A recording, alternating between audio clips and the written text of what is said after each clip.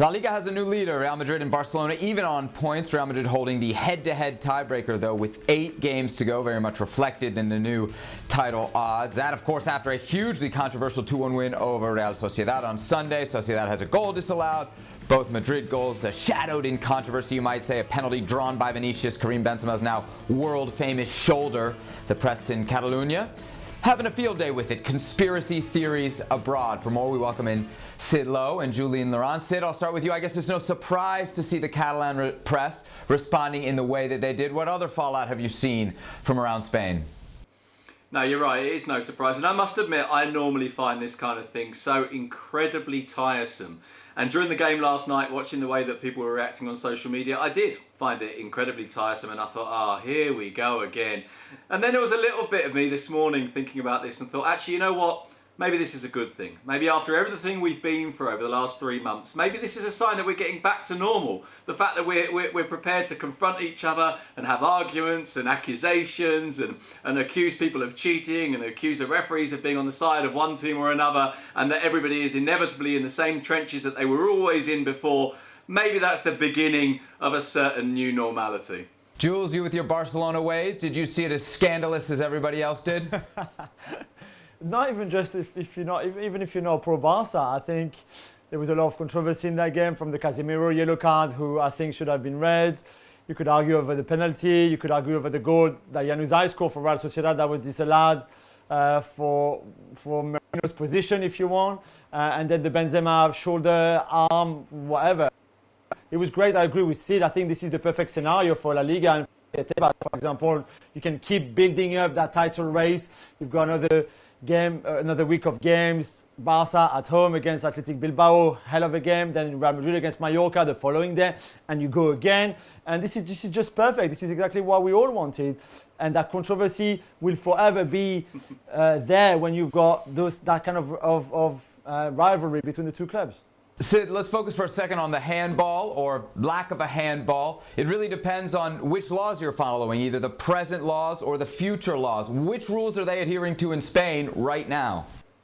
Well, look, the answer to this, and forgive me for saying this, is that there isn't really a proper answer. Okay, so as you'll have seen today, a lot of people, there's an image circulating of a picture of a like a mannequin where it shows that the shoulder is not handball and anything from the rest of the arm down is. And that's the rule that comes into force on the 1st of June. Now, of course, we've passed the 1st of June, but that was the rule that was due to come into force on the 1st of June before this pandemic happened. In other words, the assumption would be the season has finished. This comes into place in time for the Copa America, in time for the European Championships. So it is not being applied, officially speaking, it is not being applied to La Liga now.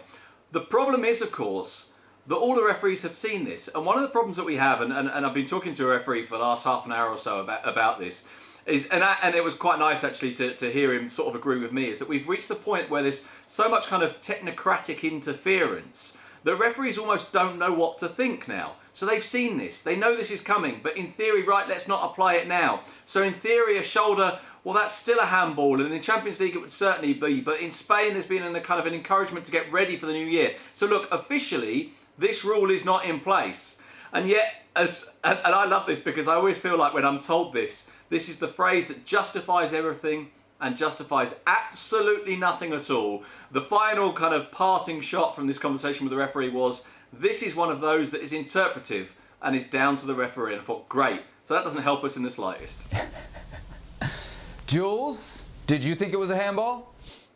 I mean, after the goal that Benzema scored against Valencia, I would give him any goal, you know, with his bottom, with the bottom of his shoulder, whatever. I mean, he deserved anything, to be fair. He could ask for anything, we would give it to him.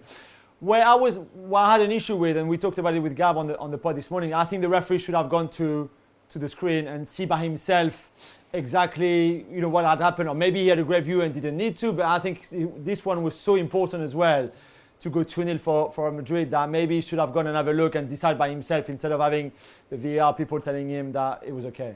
Sid, a shame we don't have Stevie Nicol on the show to celebrate Sergio Ramos, now the all-time leading scoring defender in La Liga history, and he's made 20 consecutive penalties. What more is there to say about this guy?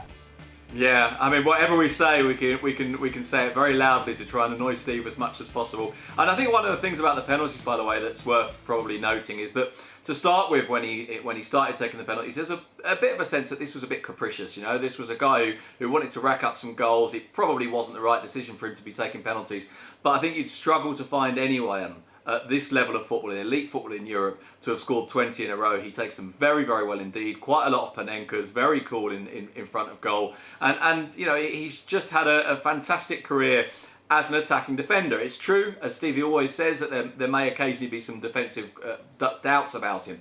But he has that incredible ability to come good at the stage of the season that really matters. And this time around, it looks like he's doing it again.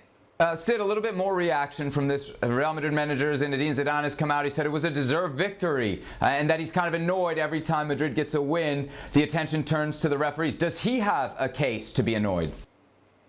Well, I think he does a little bit. And actually, I share what he says, not so much because it's about Real Madrid, but I kind of share what he says. And I realise that there's a contradiction here in that here we are talking about this. But I share what he says in the sense that certainly in the Spanish context, in terms of the media reaction in Spain, in terms of the fan reaction in Spain, it can be quite frustrating how often the focus is drawn towards the controversy before the play, how often that is what kind of takes everybody's attention. Also, I mean, bear in mind, of course, that Zidane, as well as being Real Madrid manager, has an institutional role to play. So, of course, after the game, when he's asked about these decisions, he's going to say, well, as far as I'm concerned, that's not the point. The point is that we won on the pitch. I want to talk about the way we play.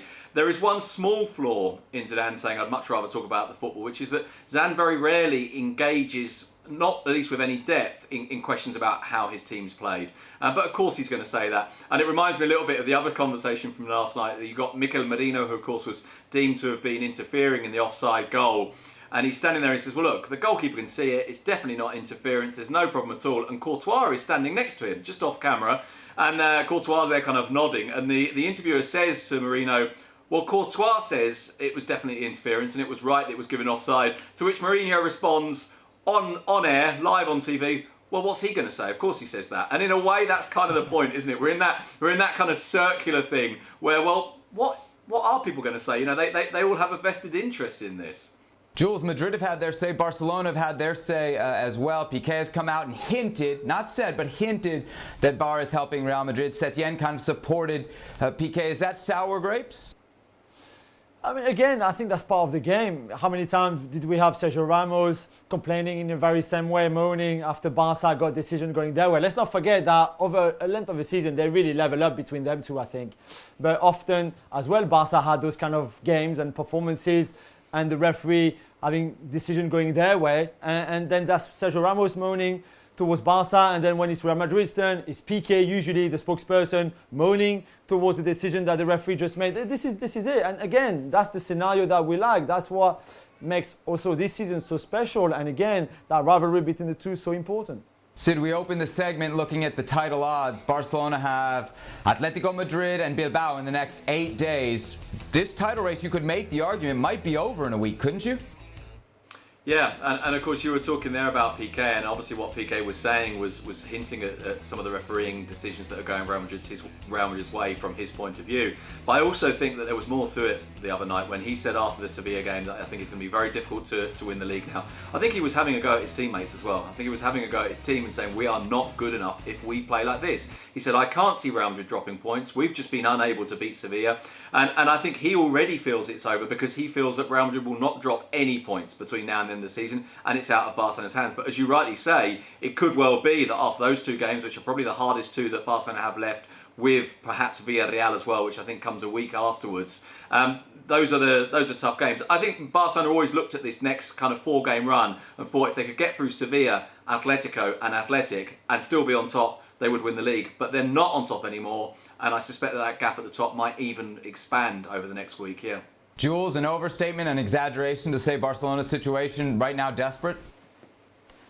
No, not desperate, because you still level on points. So it could just be one draw for Real Madrid somewhere. And if you win, then you go back to the top. But I agree with Sid. I think right now Real Madrid are a better side. They've got better performances in them than what we've seen Barcelona, who lost De Jong, by the way, for a few weeks now.